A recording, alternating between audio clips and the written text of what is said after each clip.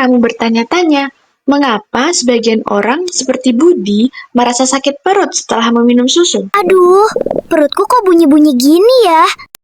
Atau kenapa demam tinggi bisa berbahaya, padahal hanya naik sedikit dari suhu tubuh normal? Jawabannya sama. Ini semua adalah masalah yang berkaitan dengan para pekerja super efisien di dalam tubuh kita, yaitu enzim.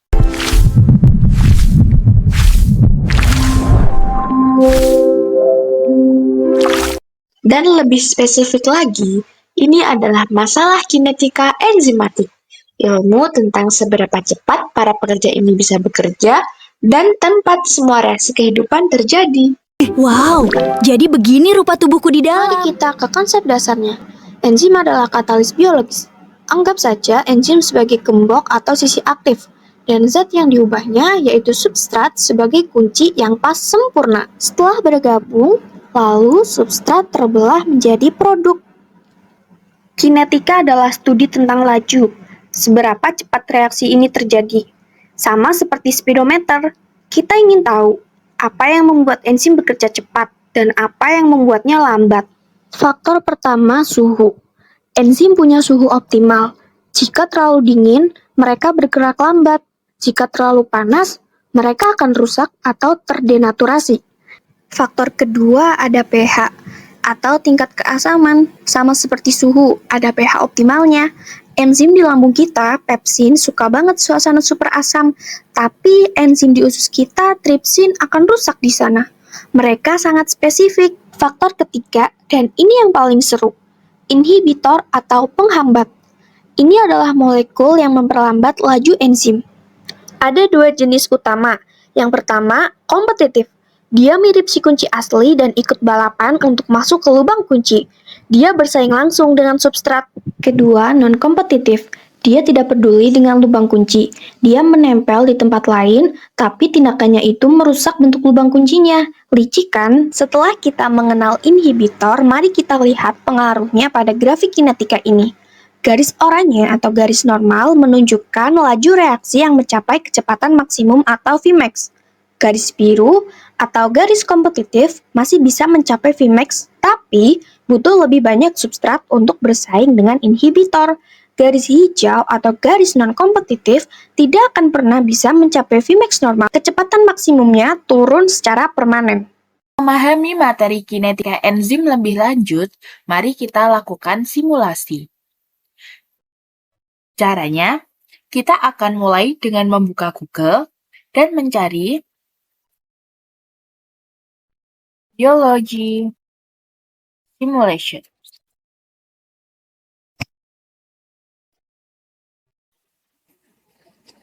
Klik yang ini ya.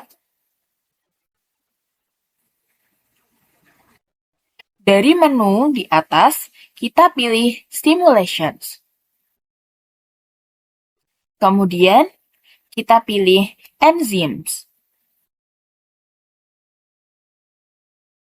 Selamat datang di lab virtual enzim. Mari kita berkenalan dulu ya dengan key ini. Yang pertama yaitu warna abu-abu, starch, atau pati. Yang kedua yaitu warna oranye ini adalah maltose. Yang ketiga, warna kuning ini adalah glukos. Yang keempat, warna biru berbentuk bulan sabit ini adalah amilase. Dan yang berbentuk bulan sabit warna merah ini maltase. Yang warna ungu ini adalah amilase inhibitor. Dan yang biru seperti ini merupakan denaturate amilase. Dan yang merah merupakan denaturate maltase. Di sini nanti akan ada reaksi dua langkah. Yang pertama yaitu pati yang berwarna abu-abu atau starch akan dipecah oleh enzim amilase yang berwarna biru menjadi maltosa berwarna oranye. Kemudian maltosa akan dipecah oleh enzim maltase yang berwarna merah ini menjadi glukosa yang berwarna kuning. Mari kita mulai dengan yang pertama, kontrol optimal. Ini adalah kondisi ideal kita, yaitu suhu 35 derajat Celcius dan pH 7 tanpa inhibitor. Ini yang akan menjadi baseline atau patokan kecepatan kita. Setelah diatur, mari kita run simulation. Perhatikan reaksi yang berjalan ya.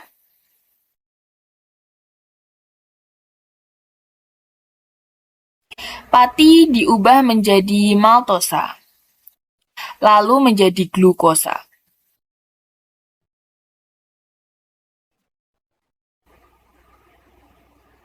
Dan selesai.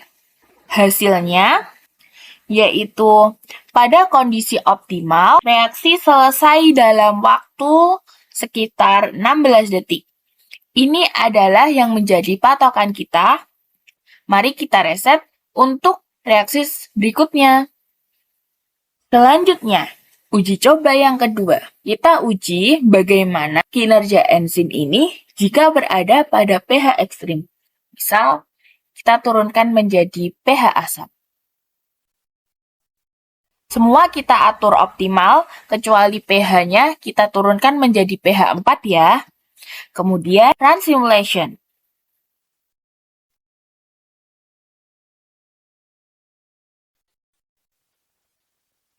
Lihat, pada simulasi ini muncul denatured amylase dan denatured maltase. Itu artinya enzim amilase dan maltase tidak dapat bekerja karena terdenaturasi.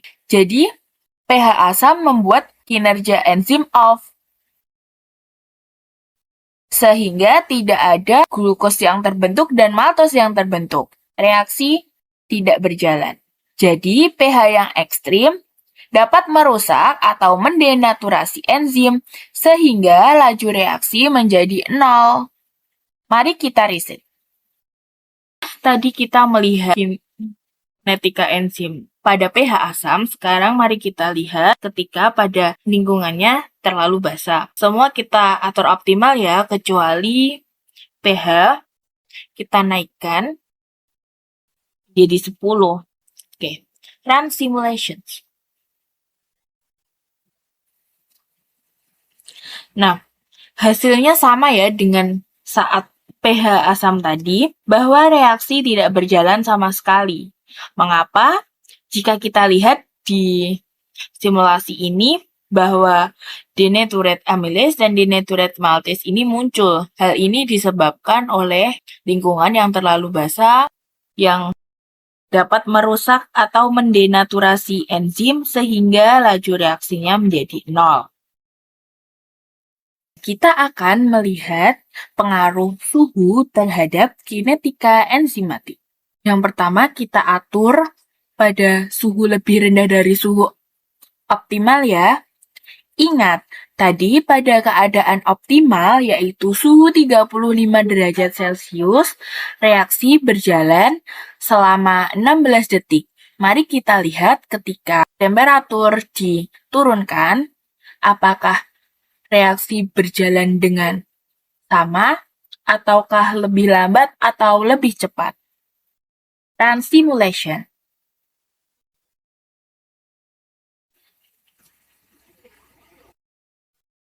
Nah, di sini dapat terlihat bahwa reaksi berjalan sangat lambat. Mari kita tunggu ya. Reaksi akan selesai di detik berapa?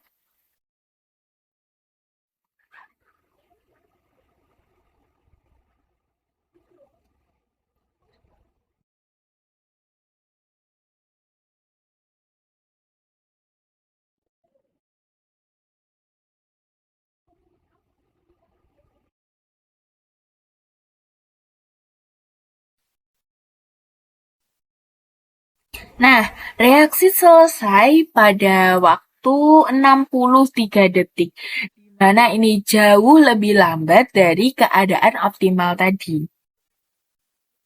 Kita akan melihat pengaruh temperatur tinggi terhadap kinerja dari enzim. Kita naikkan temperatur menjadi 55 derajat Celcius. Run simulation. Nah, di sini reaksi berjalan sangat cepat, tetapi enzim tidak bekerja karena enzim terdenaturasi pada suhu yang tinggi, sehingga laju tidak berjalan. Karena pati tidak dipecah menjadi maltosa dan tidak dipecah menjadi glukosa, sehingga tidak ada produk yang terbentuk.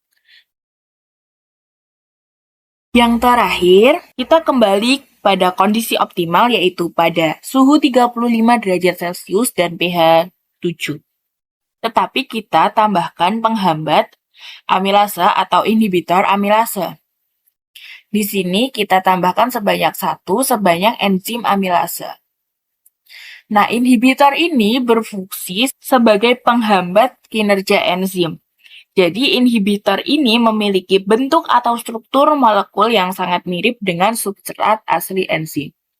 Contohnya kalau ini inhibitor amilase, berarti dia sangat mirip dengan substratnya, yaitu pati.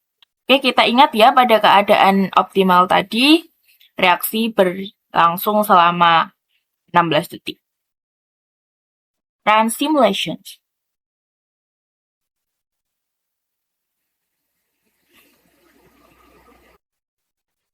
Nah, ini. Nah, ketika enzim terkunci oleh inhibitor, maka dia tidak bisa memecah.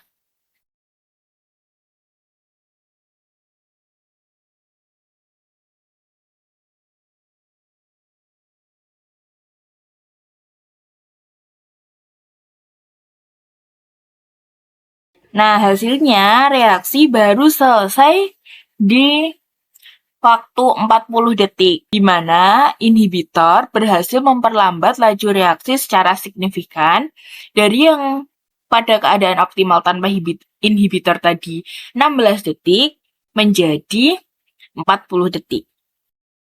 Jadi, kesimpulan dari simulasi kinetika enzim ini adalah yang pertama, pH ekstrim dapat mendenaturasi enzim sehingga laju reaksi terhenti.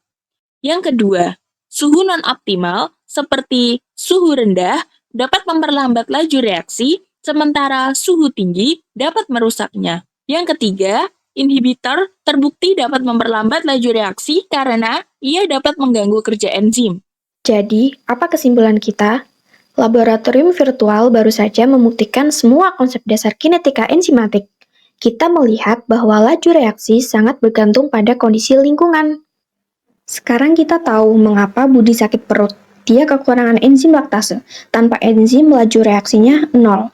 Dan kita tahu mengapa demam tinggi berbahaya. Suhu itu merusak atau mendenaturasi enzim-enzim vital di tubuh kita. Kinetika enzimatik bukan hanya teori, itu adalah cara tubuh kita bekerja setiap detik. Wow, ternyata para enzim ini benar-benar hebat. Terima kasih sudah menonton. Sampai jumpa di petualangan berikutnya. Dadah semuanya.